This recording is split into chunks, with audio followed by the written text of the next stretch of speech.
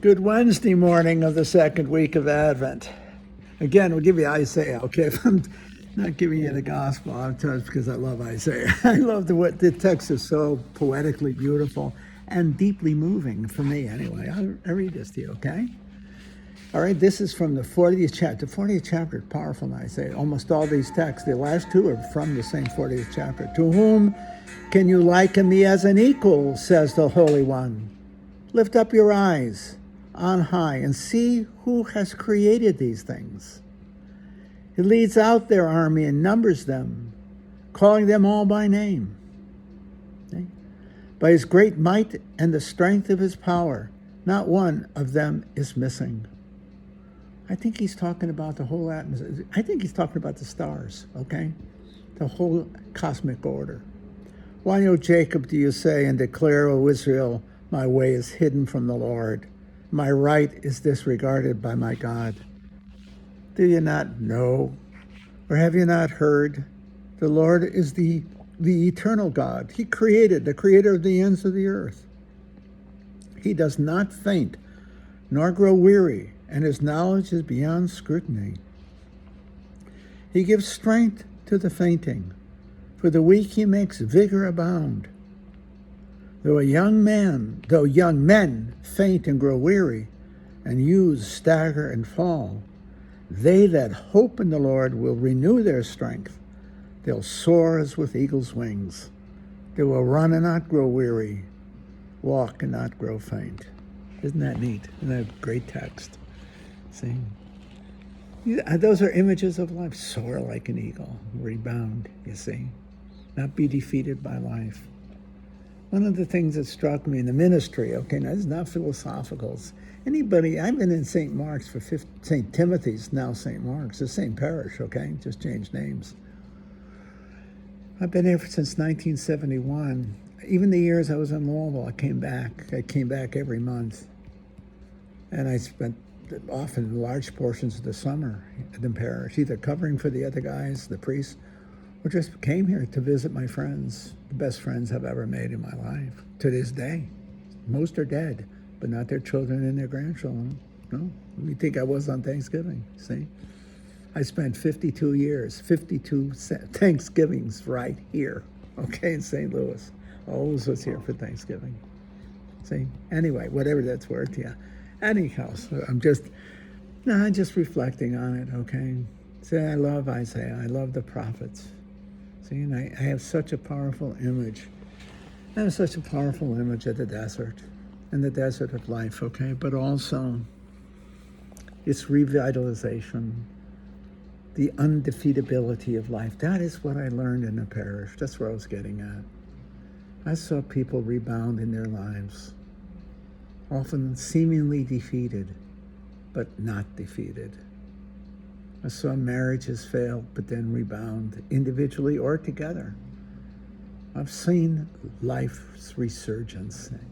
You have to see it pastorally, when you kind of see it from the very intimate inside, to see how the human spirit is undefeatable. And especially if it's accompanied by grace and the faith that gives you hope. Hope in the meaning of life and in the purpose of life. And the meaning of the great struggle. You're crossing the desert. It looks rough. It is rough. You're taking a shellacking, but you're not defeated. If death can't defeat you, nothing can defeat you. As long as you're breathing, you have the promise of the moment and the hope in tomorrow. See, to me, I see that in terms of life. That's why these texts really strike me, because these were desert people. They knew what it was like to cross the desert. I love the prophets because they were calling a spade, and yet they did it with hope. And they saw the rejuvenation of life. Christianity encapsulates all of that on Good Friday and Easter Sunday, and the life of the martyrs, people giving their life. I think I saw it, and I see it in religious life too. People giving up family and friends. How'd they say? Family and property to live the common life with the monks in the journey of the service of the church, the service of the people of God, and the generosity of the Spirit. So, asking no more life than it can give, but also demanding of oneself that one live it fully.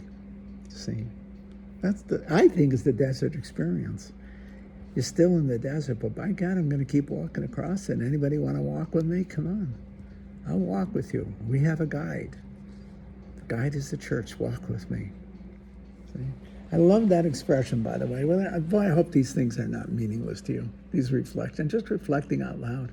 I think of a journey. I always think of walking. Walk with me. I think that is, I don't know, there's something sacred about companionship. That means to eat together, all right? But it also means, to me, it means you walk together. I guess because my favorite picture of my parents is they're walking at the beach in their old age. And I don't know if my father knew my mother at that point. He was so senile. But they walked the beach together. And I think of all the times I have walked with those I have loved and been loved by. It's a beautiful form of companionship.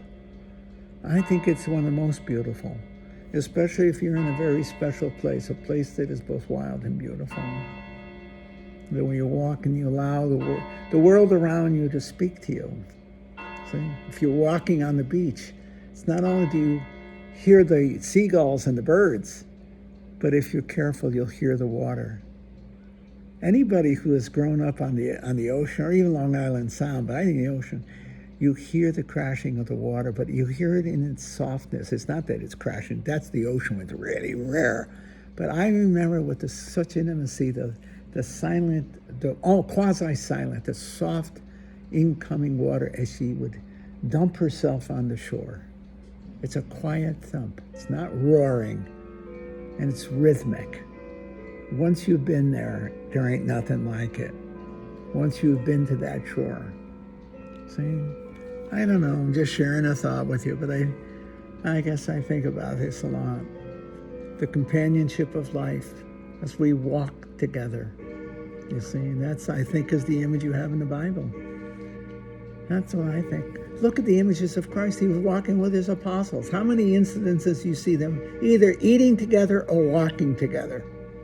They're powerful symbols of community, being together. And I see that, and I believe that, and I'm grateful for it. We walk with God, we walk with each other. We walk with each other. Companions in the faith, companions in life. Companions among friends and family, walking together. Yeah, I love that image. I think I use it a lot in my own spirituality. The sense of walking. I walked with my family. I walked with June. I walked with so many. I walk together. See? It's not dramatic. It's the silence of the heart in communion together. I can so remember my father and mother walking in their old age. They would walk all over West Haven. People would notice them. In fact, after my father died, my mother would walk along. It's a powerful image, isn't it? It's a powerful symbol. It's mine too. It's mine too. I miss June. We used to walk together.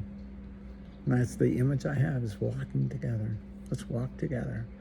When I talk to my friend Sarah, she's 30, 40 years younger than I am, more than that, 50 years younger than I am. And I say, Sarah, we are walking together our way. Think of St. Frank Sinatra's song, My Way. I love that song. Our way, my way, your way, our way. You see? What are we doing? We're walking. We're walking. When I'm up in Wisconsin, I walk with Sarah and her mom and dad, Marge and Tom. We walk all over the place. We walk. See? And in the walking, we share the neighborhood. We share the story, the narrative. When I walk with Sarah, I think, this is where you grew up as a child. I'm walking in your neighborhood. When they visited me, we visited together in Connecticut, a couple of years ago, I took Sarah and their mom and dad to Ward Street, where I grew up, and I said, we played here. This is where Frankie lived. This is back here. My father planted that tree when my brother was born. See, an old evergreen, see? Christmas tree. We walk in the neighborhood of life. We walk together, see? Isn't that neat? That's a neat image. It's a neat image. And I see that picture of my father and mother. It's on my wall. Walking together. Yeah. It's life, isn't it? And the thing is, Christ is walking with us.